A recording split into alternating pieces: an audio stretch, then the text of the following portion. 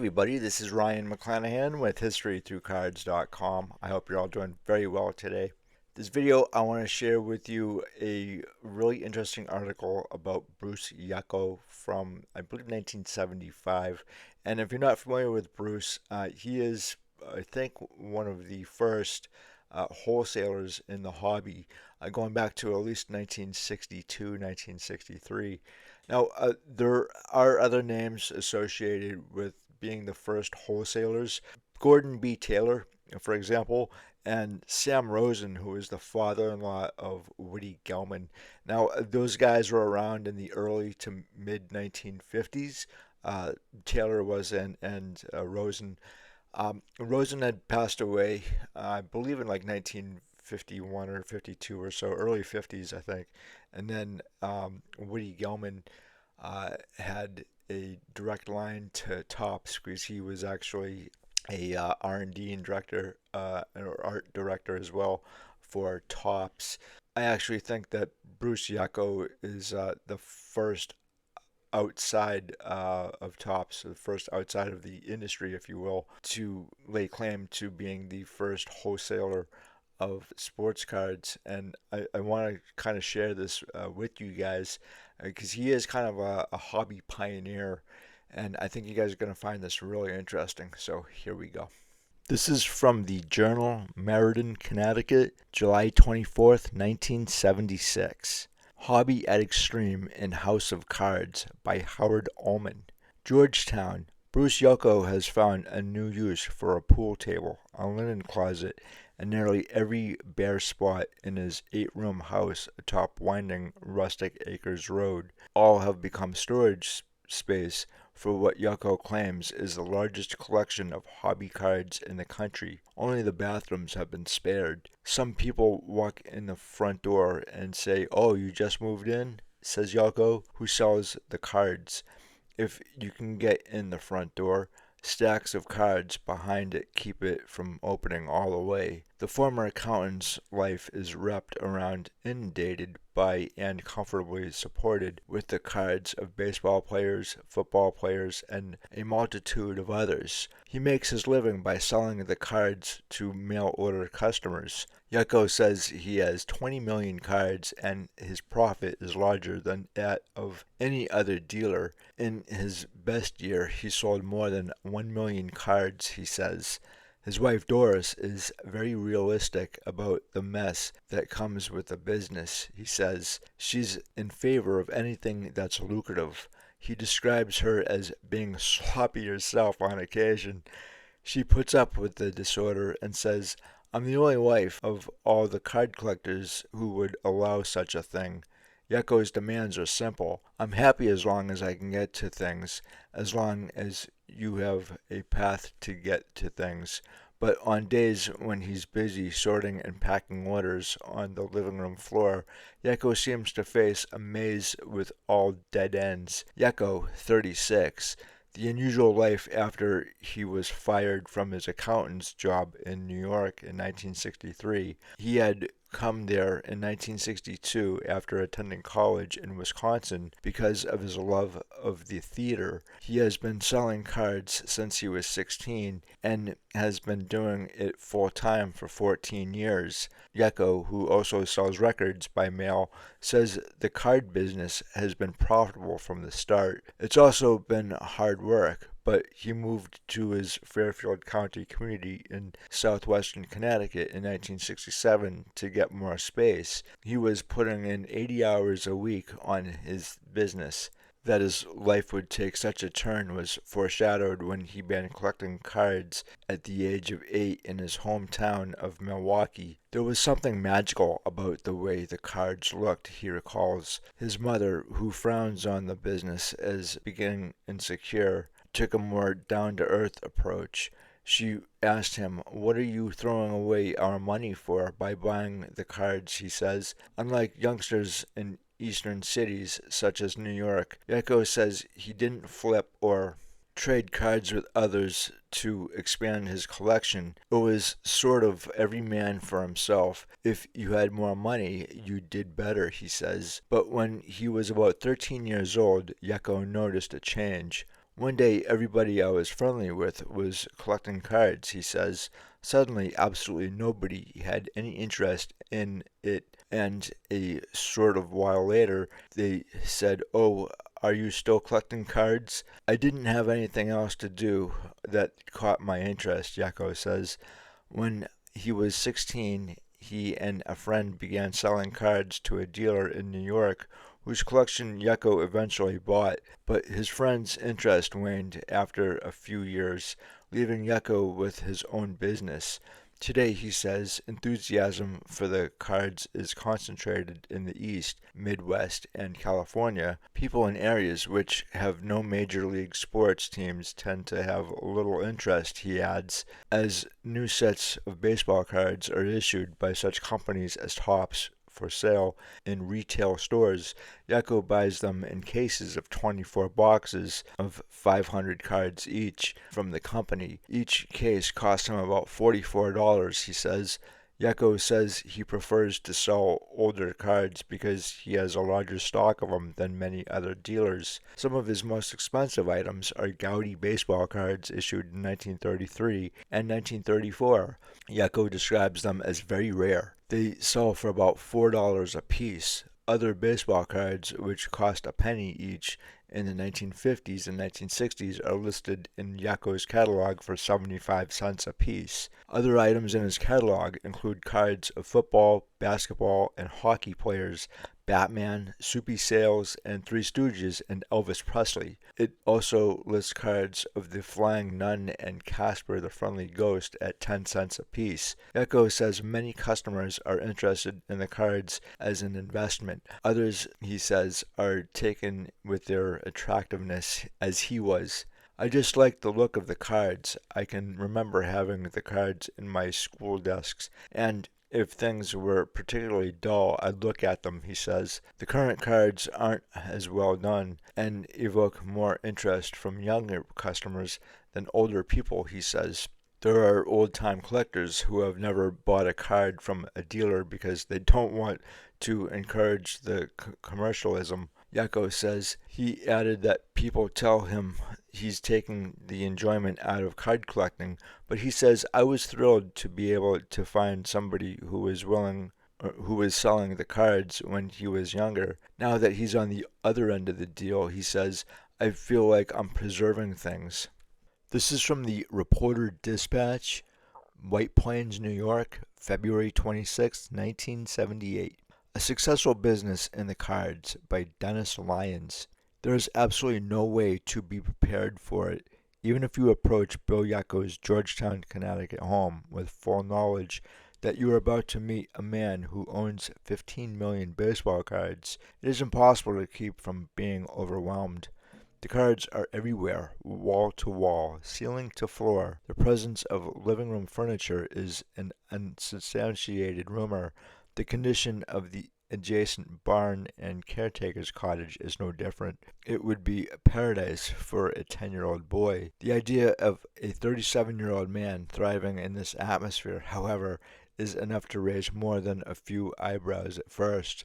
That is until Yeko points out that he has parlayed a near-century-old domain of children into a business earning $20,000 a year. Sometime in the early 1880s, the old Judge Cigarette Company, also known as Allen and Ginter, by the way, began including their packages small cards with photos of baseball players on one side and biographical information on the other.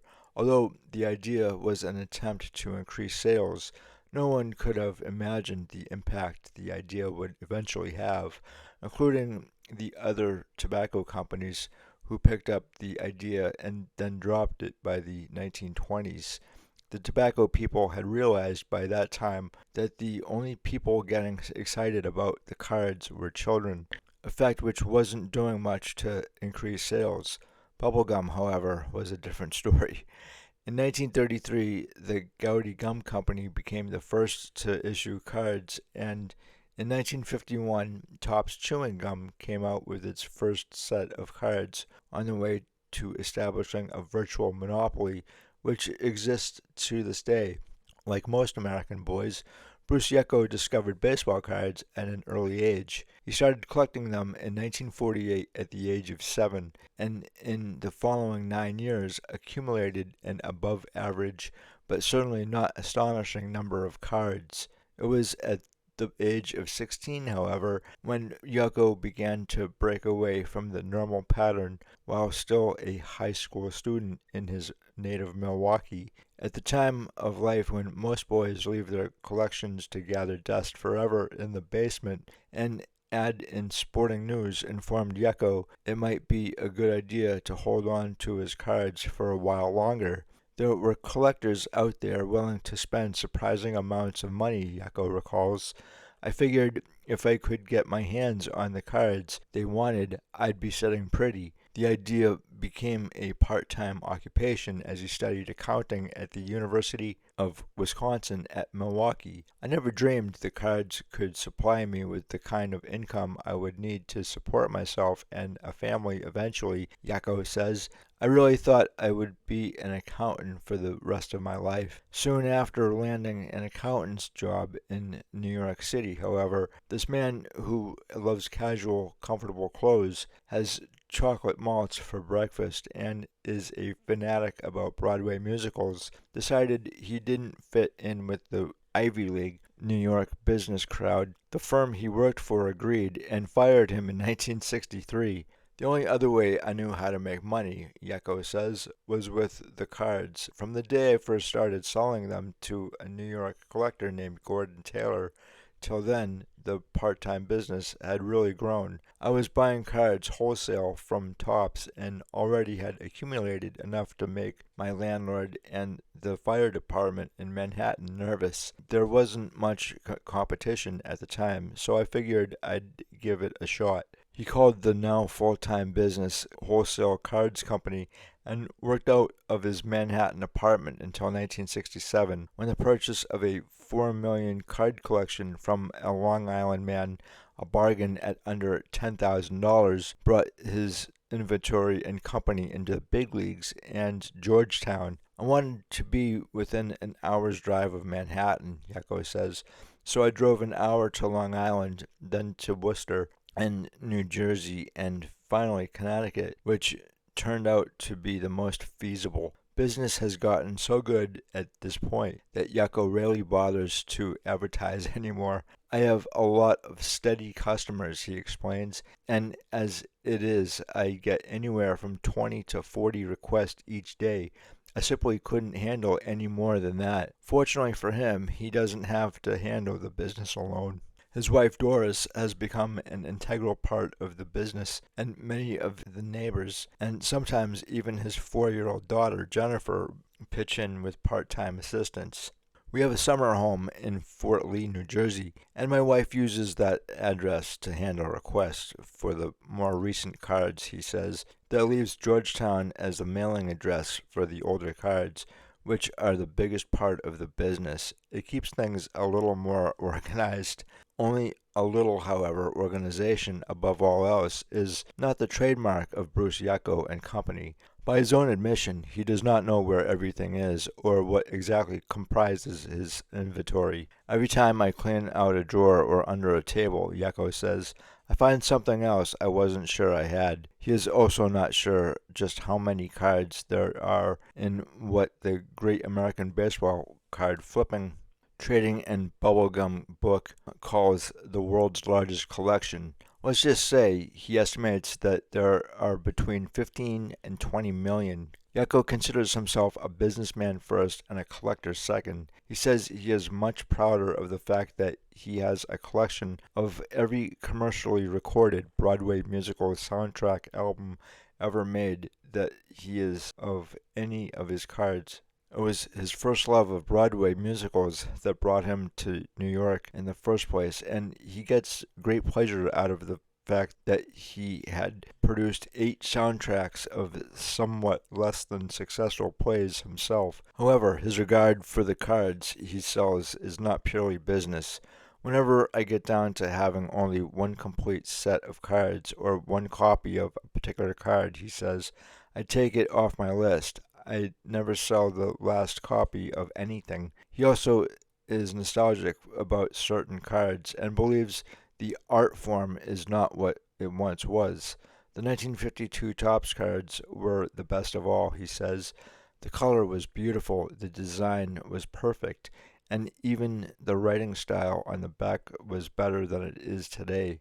There are, he admits, some definite improvements on the newer cards. They've gotten away from the post phony shots and have started to use some action shots, he points out. But still, the most persons Yeko remembers the good old days with a special fondness. That fondness might be at least partially based on the fact that the older cards are his bread and butter. According to his hobby collector's catalog, the 1933, regardless of which player it is, costs $4. When you talk about cards that old, Yeko says, the art form itself becomes important and the player really doesn't matter. He is quick to admit that he does not have many rare cards of famous players for sale, but that he still does very well with the obscure players. A lot of the collectors just getting started now have never seen a 1952 Topps card, let alone a 1933 card. When they order, they don't really care who they're getting. According to Yeko, the most notable card in the world right now is a 1910 card of former Pittsburgh Pirate star and Hall of Famer Honus Wagner, which is worth approximately $3,000. The card is rare because the image conscious Wagner forced the tobacco company to withdraw the card so that children wouldn't know that he smoked. As far as his own collection is concerned, Yeko says he has been offered as much as $1,500 for a card of another Hall of Famer, one-time Cleveland Indian and Philadelphia Phillies second baseman Nap Lajoie. Lajoie played between 1896 and 1916 and was elected to the Hall of Fame in 1937. The card Yeko has was printed by the Gowdy Gum Company in 1933 and was not released until 1934. There are only a few of the original 1933 cards around today, so they have become collector's items. Cards, like stamps and famous paintings, Yeko says, are worth whatever people are willing to pay for them. The 1978 Topps cards are now available from Wholesale Cards Company for $14.50 per set, about $2 less than an individual would pay Topps for a complete set, according to Yeko. Cards no older than 1974 are not much more expensive than the new ones right now. There are so many more people wholesaling cards now, he says, that the more recent cards are relatively easy to come by. The prices for cards before 1974, however, start to get a little higher. Topps prints approximately 700 cards in each set every year. The sets are divided into groups called series, which consist of roughly 100 cards each. No particular method determines the cards in a series. It is merely a system of division. According to Yeko, the term series means less than it used to mean. Until 1974, Topps used to release the cards in one series at a time. Yeko says kids used to wait a couple of weeks after the cards came out for the second series to arrive. For example, there were usually 5 to 7 series in a set, so the waiting game for new cards was played 5 to 7 times a year. Now, however, Topps releases them all at once, so the word series has become a lot less meaningful. Yeko's catalog lists a complete set of 1973 cards at $20. Cards as recent as 1968, however, cost $45. They can run closer to $100 a set. Yeko does not have complete sets for any years before 1968 listed in his catalog. He does, however, have an extensive list of single cards and series available for far back as 1900. How much the single cards cost until they become old enough for Yeko to consider them art forms depends on the player involved. 1964 cards, for example, Yeko says, are not old enough to have value simply because of their age. In cases like that, the status of the players determine the price. A 1961 card of Chicago Cubs third baseman Ron Santo cost 50 cents, but a 1961 Willie Mays cost $2.50. A lot of people still look down on people who collect baseball cards, admits Yeko, who also deals in various other cards as well as old records and tapes. It hasn't achieved the status of something like stamp collecting yet, he says, but the fact that my business is so good despite all the competition tells me that baseball card collecting is becoming more popular every year. When Yeko began selling cards full time, he says there was less than a dozen persons doing it. Now he says there are more like 100, but adds there is more than enough business for all. In addition to the great American baseball card flipping, trading, and bubblegum book, the only other baseball card book thus far has been the Complete Book of Baseball Cards by Steve Clark, Grosset and Dunlap, 1976. Both books, now available in paperback, are storehouses of nostalgic information about baseball cards and old and new.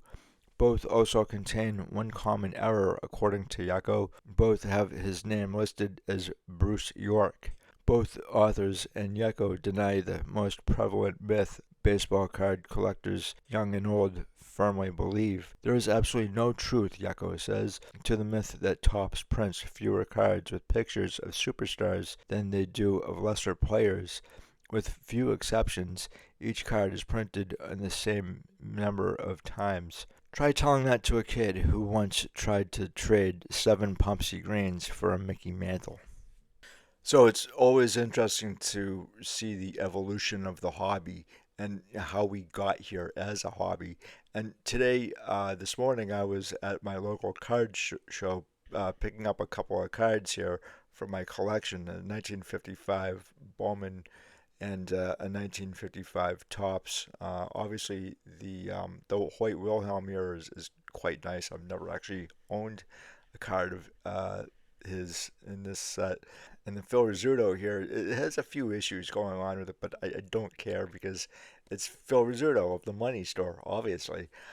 So I kind of happen to notice in the room every time I go to a show, which is quite often actually, I like to just kind of see what's going on, and even if I'm not picking something up, what I've noticed here, and I think the article kind of alludes to this, is that younger collectors are not interested in players or cards like this.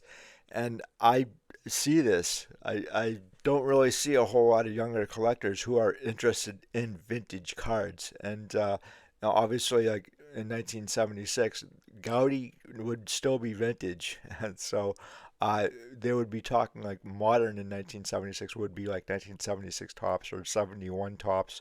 And today they're vintage. So I'm not entirely sure how you get younger collectors interested in vintage. I think as a collector grows up, that they will be interested in vintage cards. Maybe.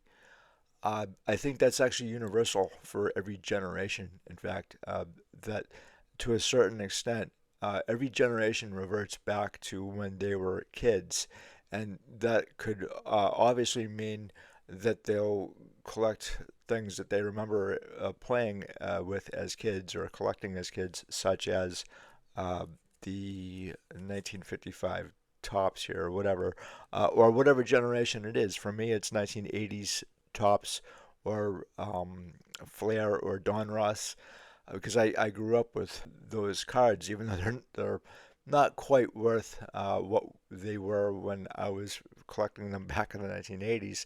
You can actually get a lot of that stuff a lot cheaper now than when the players were actually active. And I think that's going to be the case going forward for the younger collectors who are collecting the modern stuff now. They'll be collecting the same stuff, I think, 20, 30, 40 years from now, maybe even 50 or 60. So every generation kind of goes through this. It's cyclical. You know, this also occurred with Jefferson Burdick and his generation too. So I thought this was actually really interesting. Bruce Yucko is still around. I believe he was born in like 1941 or 1942 or so. So he's in his early 80s, but he has been around, and there are a few other articles about him. A very interesting guy. I don't think that he is in the hobby still. I think he just kind of grabbed his money and left to do other things. Kind of buying and selling cards back then was a lot different. Usually, like, there were no card shops back in the 1960s. There was one at Goody Goldfaden, but he wasn't really, he was a card shop, but he had other stuff too. So I think it was more publications and stuff. I don't think he was a true sports card shop owner. And then obviously, like I mentioned, Woody Gelman and or Gelman, I still can't pronounce his name. Sorry, guys. He was also a wholesaler too, a distributor of Topps products. I think like when Topps had too much product, they would send it to Woody, and he would sell it through his New York shop. And Gordon B. Taylor, I don't know what happened to him, to tell you the truth. He was a real big wholesale dealer or a dealer back in the day in the 1950s. But I don't know what happened to him. I think he was an electrical engineer by trade, and I think he retired and he opened up a fairly large mail order shop. And it's really kind of funny too when you see the progression of the hobby where collectors in the 1930s and 1940s and 50s were buying or selling cards through mail order, and that really was the only way to do it, or just through the mail first and then through mail order in the 1950s and 60s. And I remember purchasing cards from Mike Wheat cards or Wayne Varner's shoebox cards when I was a teenager. And so Wayne Varner especially really helped me out when I was a teenager back in the 1990s. And he's since passed away, but he was a really great guy to talk to. And Mike Wheat was also very, very helpful.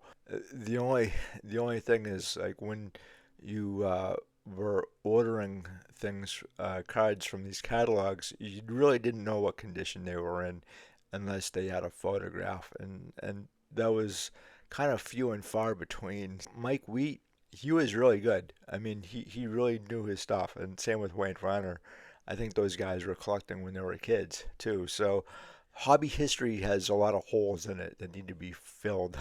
So I'm not saying I'm the guy that can fill all these holes. There's a lot of hobby historians that are just excellent at this stuff. I've probably forgotten more about this than a lot of people have mentioned here on YouTube, and it's one thing that I think not a lot of people are really interested in hobby history, unfortunately, like I am.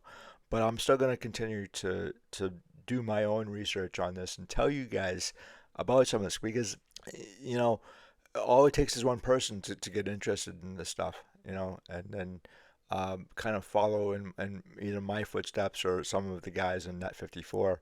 To me, it's fascinating. I really enjoy this stuff, probably more so than the cards themselves. I mean, don't get me wrong, like I love card collecting, but I think at this point in my quote unquote hobby career, I've gotten the majority of cards that I really want in my collection, and for the past 30 years, I've just kind of kept them in my collection. I haven't sold most of them. I think I have almost all the cards that I've originally kept, but outside of that, I think it's the research and the history aspect of the hobby that I really enjoy most of all. And I know the one thing that I really hate is editing. I can't stand editing at all. Um, if there was any way to do this easier and quicker, I'm all ears. Anyway, guys, that's a different story altogether. But guys, thank you so much. I really appreciate it. Let me know if you have ever done business with Bruce Yako, if you have any stories of him, and the early days of mail order. Let me know that too. I'd love to hear your stories about this stuff. And until the next time, guys, I will talk to you later. Have a good one. Bye.